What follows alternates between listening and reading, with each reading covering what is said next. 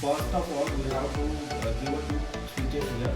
First switch is the main control switch, which is just off right now, but we have to just switch on it.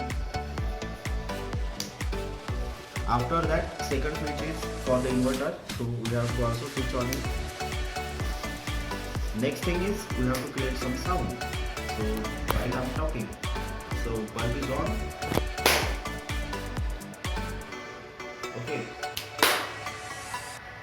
So I have created sound, and with that sound, it acts.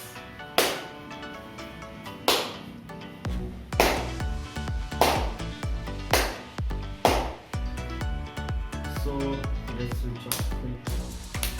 So in this way, the whole project works.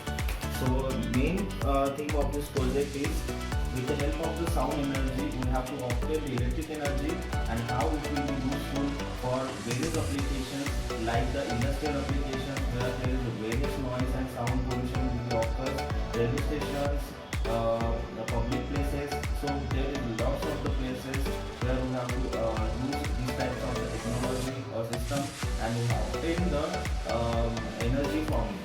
So hope you guys like this type